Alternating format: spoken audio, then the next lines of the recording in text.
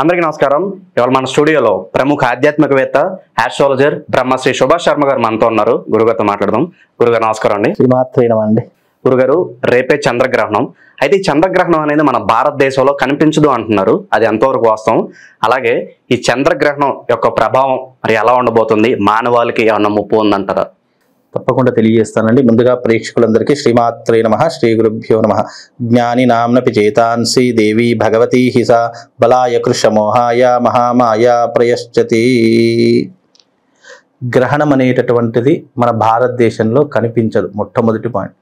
ఈ గ్రహణ ప్రభావం అనేటటువంటిది ఎప్పుడైనా కూడా ప్రకృతి వైపరీత్యాల మీదకే దారి తీస్తుంది తప్ప మానవాళి మీద ప్రయోజనకరంగా ఉండేటటువంటిది కేవలం 10% వరకు మాత్రమే మానవాళి మీద ప్రభావితం చూపిస్తుంది. ఎప్పుడైనా కానీ ఈ గ్రహణాలు కానివ్వండి, గ్రహ కూటములు కానివ్వండి, ఇవన్నీ కూడా దేని మీద ప్రభావం చూపిస్తుంది అంటే కనుక ప్రకృతి వైపరీత్యాల మీద ప్రభావం చూపిస్తుంది. అందుకే పూర్వకాలంలో కొన్ని రాజ్యాలకు కొంతమంది పండితులు ఉండేటటువంటి వారు, రాజ్య పండితులు అని అంటాము.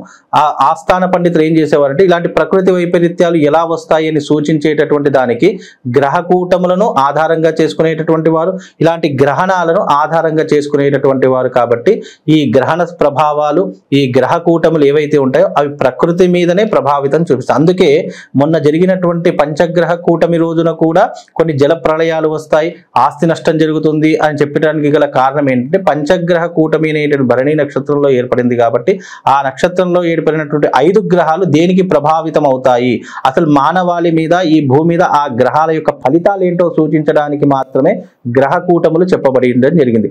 ఆ గ్రహ కూటమి ప్రభావం మానవాళి మీద ఎంతవరకు అంటే ఒక వ్యక్తి మీద పర్సనల్ గా దాని యొక్క ప్రభావం, ఇంపాక్ట్ అనేటటువంటిది కేవలము 10% మాత్రమే ఉంటుంది.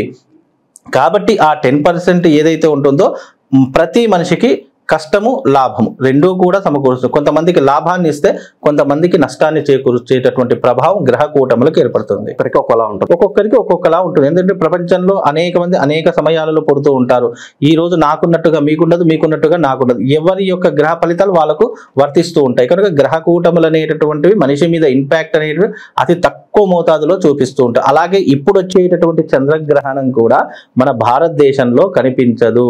ఎందుకు కనిపించదు అని అంటే గనక ఆ చంద్రగ్రహణ సమయం వచ్చేసి ఉదయం 6:14 నుండి 10:17 వరకు దీని యొక్క ప్రభావం అనేటటువంటిది జరుగుతూ ఉంటుంది. ఆ సమయంలో మన భారతదేశంలో చంద్రుడు అనేటటువంటి వాడు కనిపించడు.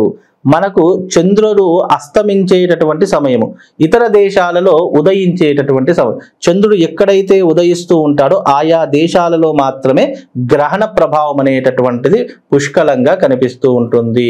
చంద్రుడు కనిపించే దేశాలు ఏంటి? యూరప్, ఆఫ్రికా, దక్షిణ అమెరికా, ఉత్తర అమెరికా, ఈ దేశాలలో మాత్రమే గ్రహణం యొక్క ప్రభావం ఉంటుంది. ఎందుకంటే ఇక్కడ మనకు పగలైతే అక్కడ వాళ్ళకు రాత్రి.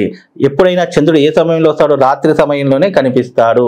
సాయంకాలం అవుతుంది, చంద్రుడు ఉదయిస్తున్నాడు అనేటటువంటి సందర్భం. మనకు సూర్యోదయం ఎలా అవుతుంది? పొద్దున అవుతుంది. అలాగే చంద్రోదయం మనకి ఎప్పుడు అవుతుంది? సాయంకాలం అవుతుంది. కాబట్టి చంద్రుడు అనేటటువంటి వాడు మన దగ్గర అస్తమించే సమయం. కాబట్టి చంద్రుడి యొక్క చంద్రగ్రహణం, దీన్ని పాక్షిక చంద్రగ్రహణం అంటారు. ఈ పాక్షిక చంద్రగ్రహణం మన భారతదేశంలో వర్తించదు. ముఖ్యంగా ఆయా దేశాలలో ఉన్నటువంటి వారికి వర్తిస్తుంది. కానీ చెప్పడానికి గల రీజన్ ఏంటి అంటే బలమైన కారణము, మన భారతదేశంలో ఉన్నటువంటి భారతీయులందరూ తలామూలలా విస్తరించి ఉంటారు. ఆయా దేశాలలో కూడా ఉండవచ్చు. మన హిందూ ధర్మం పాటిస్తున్నటువంటి వారు, మన సనాతన ధర్మం, తెలుగు సాంప్రదాయం పాటిస్తున్న ప్రతి ఒక్కరూ అమెరికాలో ఉండొచ్చు, ఆస్ట్రేలియాలో ఉండొచ్చు, యూరోప్లో ఉండొచ్చు, ఎక్కడైనా ఉండొచ్చు.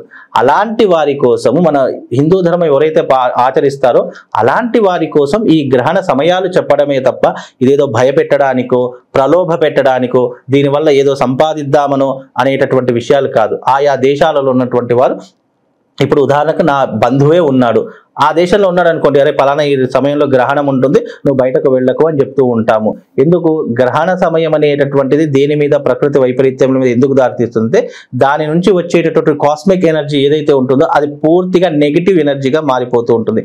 ఆ నెగిటివ్ ఎనర్జీ ఎప్పుడైతే భూమి మీద పడుతుందో అది అనేక రకాలైన ప్రకృతి వైపరీత్యాలతో పాటు మానవాళికి నష్టం కలిగించేటటువంటి అంశాలు అంటే ఆరోగ్య నష్టాన్ని కలిగిస్తూ ఉంటుంది. అందుకే ఆ సమయంలో మనం బయట తిరగకూడదు అని చెప్తున్నాం. ఎస్పెషల్లీ ఎవరు ముఖ్యంగా తిరగకూడదు? గర్భిణీ స్త్రీలు తిరగకూడదు. అలాగే ఈ గ్రహణ ప్రభావం ఏ రాశుల మీద పడుతుంది అనేటటువంటి వాళ్ళు ఆ గ్రహణాన్ని చూడకూడదు అని చెప్తూ ఉంటాం. కానీ ఇప్పుడున్న జనరేషన్లో పట్టి మరి గ్రహణాన్ని చూస్తున్నారు, అద్దాలు పెట్టుకొని మరియు గ్రహణాన్ని చూస్తున్నారు. గ్రహణాన్ని చూస్తే ప్రయోజనం ఏమి ఇబ్బంది జరుగుతుంది అని అంటే కనుక దాని నుంచి వచ్చేటటువంటి కాస్మిక్ ఎనర్జీ మన రెటీనా మీద పడి కంటి చూపు కోల్పోయేటటువంటి ప్రభావం ఏర్పడుతుంది. కాబట్టి గ్రహణాన్ని చూడకూడదు అని చెప్తూ ఉంటాము. చాలా మందికి ఇవన్నీ తెలియక చేస్తున్నారంటారా? చాలా మంది 100% తెలియకనే చేస్తారు. ఇప్పుడు టెక్నాలజీ పెరిగిపోయింది కదా, నేరుగా చూస్తే ఇబ్బంది, అదే సన్ గ్లాసెస్ పెట్టుకుని చూస్తే ఏమి ఇబ్బంది, అదే ఇంకా వేరే రకంగా చూస్తే మైక్రోస్కోప్ ద్వారా చూస్తే ఏమి ఇబ్బంది, ఇలా అనుకుంటారు. అది ఏది చూసినా దాన్ని చూడడం వల్ల శరీరంలో అనేక రకాలైనటువంటి ఇబ్బందులు కలుగుతాయి, ఆరోగ్య నష్టం కలుగుతుంది అని మాత్రమే చూడొద్దని చెప్తాము. అందులోనూ ఈ గ్రహణము ఉత్తరాభాద్ర నక్షత్రము మీనరాశి 2వ పాదంలో గ్రహణం అనేటటువంటిది సంభవిస్తుంది. ఈ గ్రహణం వల్ల ఇబ్బంది కలిగేటటువంటి రాశులు, నష్టపోయేటటువంటి రాశులు 4 రాశులు ఉన్నాయి. అలాగే గ్రహణం వల్ల అదృష్టం కలిగేటటువంటి రాశులు కూడా 4 ఉన్నాయి. ఎప్పుడైనా ఏ ప్రకృతిలో జరిగిన ఏ మార్పుకైనా కొంతమందికి లాభాన్ని ఇస్తుంది, కొంతమందికి నష్టాన్ని చేకూరుస్తుంది. కాబట్టి ఇక్కడ లాభము నష్టము అంటే అర్థం ఏంటంటే, లాభం అనేటటువంటి వారికి ఆర్థిక పరంగా లాభం జరుగుతుంది, కుటుంబ పరంగా లాభం జరుగుతుంది, వృత్తిపరంగా లాభం జరుగుతుంది, అలాగే స్నేహితుల పరంగా లాభం జరుగుతుంది. ఇట్లా లాభం అనేటటువంటి అనేక రూపాల్లో జరగడానికి 4 రాశుల వారు ఉన్నారు. అందులో మకర రాశి వారికి ఈ గ్రహణం అదృష్టకారకము. మకర రాశి వారికి, అలాగే సింహరాశి వారికి అదృష్ట కారణమే ఈ గ్రహణ ప్రభావం. ఈ రాశుల వారికి చాలా అద్భుతమైనటువంటి యోగం కలుగుతుంది. అలాగే ధనస్సు రాశి వారికి ఈ యొక్క గ్రహణం చాలా అద్భుతమైనటువంటి యోగమే. అలాగే ఇది వృషభ రాశి వారికి కూడా ఒక అదృష్టమైనటువంటి యోగంగా ఈ 4 రాశులు ఈ గ్రహణ ప్రభావం వల్ల మహర్జాతకులు అయ్యేటటువంటి అవకాశం కూడా ఉంటుంది. ఇక నష్టపోయేటటువంటి అవకాశము, ఇది ఉత్తరాభాద్ర నక్షత్రం మీనరాశిలో సంభవిస్తుంది కాబట్టి మీనరాశి వారికి కొద్దిగా నష్టం జరుగుతుంది. అలాగే కుంభరాశి వారికి కాస్త నష్టం జరుగుతుంది. కన్యా, తుల ఈ 4 రాశుల వారికి నష్టం వాటిల్లేటటువంటి అవకాశాలు ఎక్కువగా ఉంటాయి. కాబట్టి రోజు వాళ్ళ గ్రహణాన్ని చూసినా చూడకపోయినా నష్టం అనేది, గ్రహణ ప్రభావం అనేటటువంటిది రాశుల మీద కొంతవరకు మాత్రమే ప్రభావం చూపిస్తుంది. అందులో ప్రభావం చూపించేటటువంటి రాశులు ఈ 4 రాశులు. ఎందుకంటే ఉత్తరాభాద్ర నక్షత్రం మీన రాశిలోనే ఏదైతే స్వక్షేత్రంలో ఈ గ్రహణం సంభవిస్తుందో ఆ రాశుల వారికి 100 గ్రహణం అంటే ఏంటి? నెగిటివ్ ఎనర్జీ కదా. ఆ నెగిటివ్ ఎనర్జీ పంచి మీద 100% ప్రభావం చూపిస్తుంది. కాకపోతే అది ఎంత శాతం చూపిస్తూ ఉంటుంది, 360 డిగ్రీస్లో మనకి ఎన్ని డిగ్రీల వరకు ఈ యొక్క గ్రహణ ప్రభావం చూపిస్తుంది అనేటటువంటిది అంచనా వేసుకుంటే మనిషి మీద 10%, 100% గ్రహణ ప్రభావం పడుతూ ఉంటుంది. మిగతా 90% ప్రకృతిలో జరిగే మార్పులు, వాతావరణంలో జరిగే మార్పులు, అలాగే ఈ మధ్యకాలంలో మనం వింటున్నాం ఆస్ట్రాయిడ్ అనేటువంటి భూమికి తాకి అతి చేరువలో పడుతుంది అని చెప్పి అంతమైపోతుంది, యుగాంతం వచ్చేస్తుంది అని ఎన్నో సందర్భాల్లో వింటాము. యుగాంతం ఏమీ రాదు, ఆస్ట్రాయిడ్ వల్ల మనకి ఏమీ జరగదు. కాకపోతే ఏంటంటే గ్రహణ ప్రభావం వల్ల పంచగ్రహ కూటమి ఏర్పడినప్పుడు మనం కొన్ని విషయాలు చెప్పాము. ఏంటి? ప్రకృతిలో మార్పులు వస్తాయి. అది చెప్పిన నెలకు వాయునాడులో ఒక ప్రమాదం జరిగింది, చాలా భీభత్సమైనటువంటి ప్రమాదము. ఆ జలపాతాలను చాలా మంది కొట్టుకుపోయారు, వాయునాడులో అనేక రకాలైన ఇబ్బందులు జరిగాయి. అంటే చెప్పినప్పుడు ఎవరు నమ్మలేరు.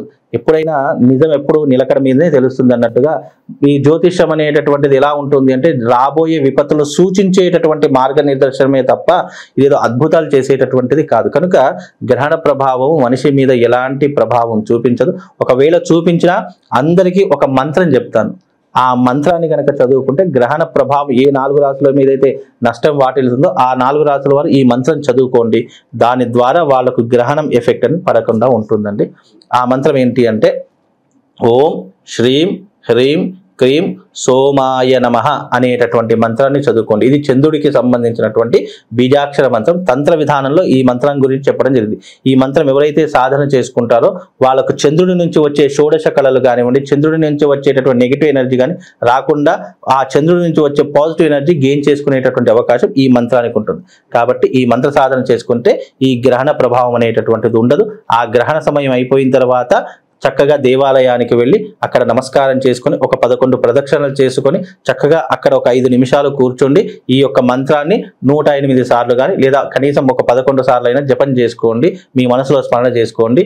మీకు ఎలాంటి నష్టం రాదు, ఎలాంటి కష్టము కలగదు. మీకంతా శుభం లాభం చేకూరాలని భగవంతుని మనస్ఫూర్తిగా కోరుకుంటున్నానండి. గురుగారు, సాధారణ రోజుల్లో చంద్రుని చూడడానికి చంద్రగ్రహం రోజు చంద్రుని చూడడానికి అంటే రూపం పరంగా ఏమైనా తేడా ఉంటుంది?